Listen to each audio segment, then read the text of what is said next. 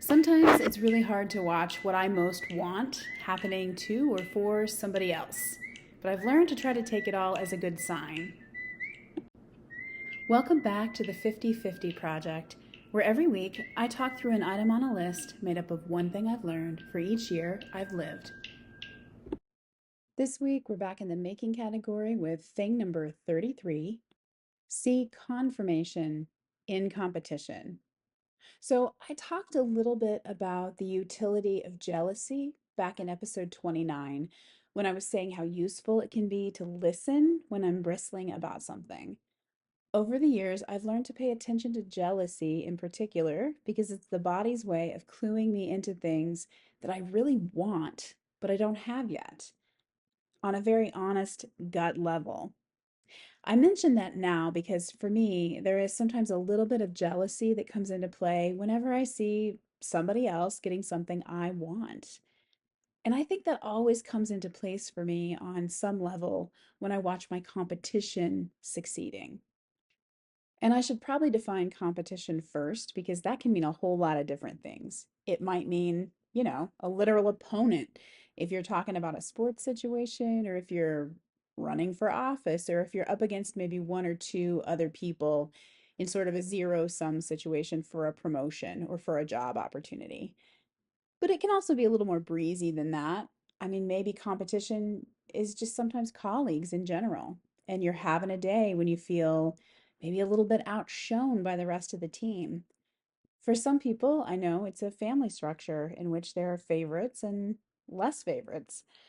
So there are a lot of different ways to think about competitors, a lot of different forms of competitors floating around in life. And some of them are people we like very much and we have great relationships with. And I've slotted this topic into the making category because for me, where I really start seeing others as competition, it's often related to other makers or other writers specifically and how well they're getting on with the writing and the making. What are they publishing? What poetry contests might they have won this season? Who got a pushcart nomination this year? Etc. I know some really good writers who do really great work, and they deserve all these successes and accolades, and I'm proud of them. So then, why is it sometimes hard to not also feel a little bit jealous, a little bit competitive, and weirdly anxious when I see other people succeeding at exactly the kind of thing that I most want to do? And for me personally, I know that when I tip over the edge of happy for you into what about me, it's usually because I'm tipping over into scarcity thinking of some form or fashion. Scarcity thinking is typically defined as a way of viewing the world that focuses on dearth, I guess, on how limited resources might be, how finite, and fixing on what happens if the world runs out of whatever it is we really want or need. And for a lot of us, I think this translates into focusing on the rarity of opportunity rather than even material goods or supplies, especially for those of us who are privileged enough to grow up in contexts where basic needs and safeties are pretty reliable. I think I sometimes worry about whether opportunities will be eaten up before I get my chance. And for me, at least, there's almost a superstition surrounding good luck and good fortune. Sometimes it feels like there's a limit on luck, if that makes any sense. Like, if I want to write a book and I see the people around me actually accomplishing that goal, it can sometimes spark a weird, illogical little panic in me, as if there can only be so many people in my orbit who write books or climb mountains or run marathons or whatever. And having a friend or a colleague or an acquaintance even get that thing, it just somehow makes it feel less likely that I'll get my version of that thing. And logically, that makes very little sense. But I've learned that it's just something that sometimes kicks in the back of my brain. And it's not very helpful. And sometimes it makes me temporarily kind of graceless in ways I don't like.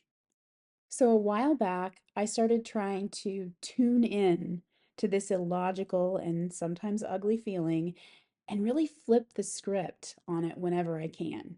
So now, instead of feeling like that person who has accomplished that thing is just a competitor horning in on scant resources, I try to remember that they are also confirmation that real people who are not that different from me actually do the things I really want to do. People like me do write books. People like me, people I actually know, in fact, do climb mountains or run marathons or start businesses or win art grants or whatever it is. Stuff like that does happen. And it just happened for somebody I know. And that should make it seem more possible, not less, that something similar might one day happen for me if I lean into the dream and I do the work. And that just feels better than sinking into scarcity thinking.